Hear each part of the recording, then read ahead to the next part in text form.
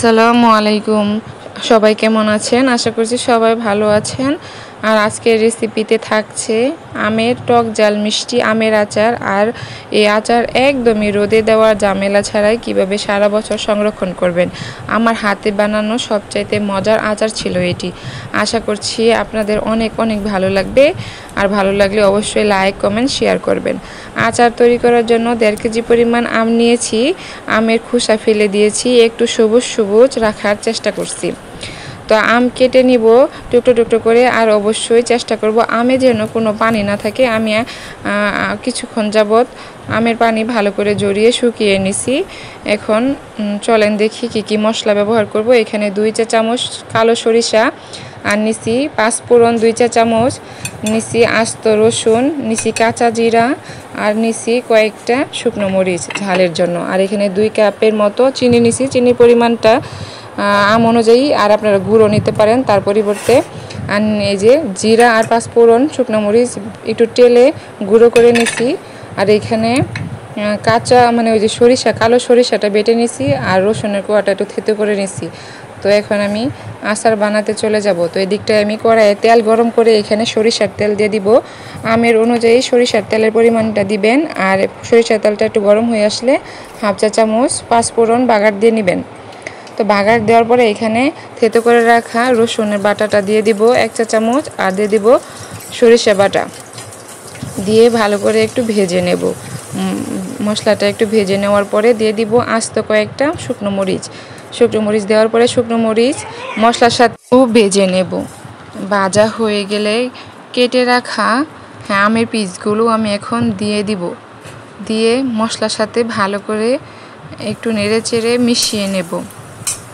এই যে মেশানো হয়ে গেলে দেখেন আমের গায়ে এই যে সরিষা বাটা, এটা কিন্তু ভালো করে মিক্স হয়ে গেছে।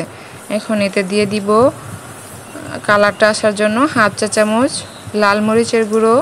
আর দিয়ে দিব 1/2 চা চামচ হলুদের গুঁড়ো। এই হলুদের গুঁড়ো আর মরিচের গুঁড়ো শুধু আমি কালার আসার জন্য দিছি। আর এই যে এখন এই মশলার সাথে ভালো করে মিশিয়ে নেব।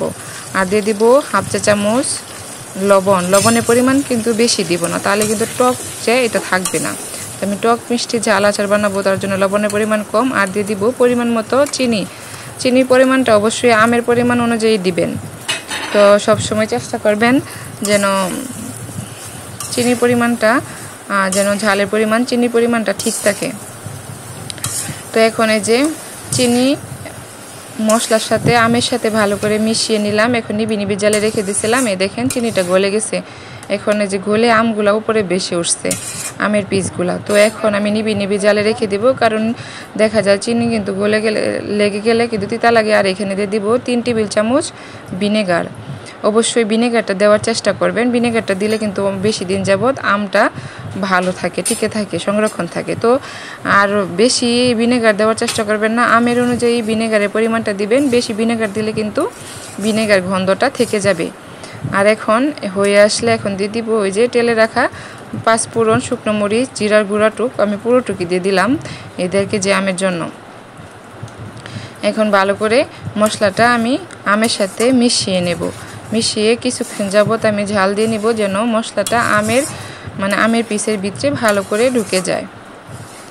আমরা ছোট বড় সকলে কিন্তু টক মিষ্টি ঝাল আচারটা কিন্তু খুবই পছন্দ করি। তাই সকলে চাই আম শেষ হওয়ার আগে যেন কাঁচা আম শেষ হওয়ার আগে যেন সারা বছর সংরক্ষণ করার জন্য ভালো একটা পদ্ধতিতে আচারটা বানানোর চেষ্টা করি।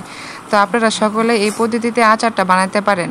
আচারটা কিন্তু অনেক দিন যাবত সুরক্ষিত থাকবে, কারণ এই যে সরিষার তেলটা যে ছেড়ে আসতেছে, এই তেল আর ভিনেগার দেওয়া হয়েছে। আর অবশ্যই চেষ্টা করবেন পানি যেন না থাকে আমের আচারে, তাহলে কিন্তু আমের আচারটা অনেক দিন যাবত টিকে থাকবে। আর মাঝে মধ্যে হঠাৎ করে আপনারা একটু রোদও দিতে পারেন, তাহলে অসুবিধা নেই, অনেক দিন যাবত টিকে থাকবে। এই দেখেন ঠান্ডা হয়ে গেলে আমের কালারটা অসাধারণ। সবাই ভালো থাকবেন, সুস্থ থাকবেন।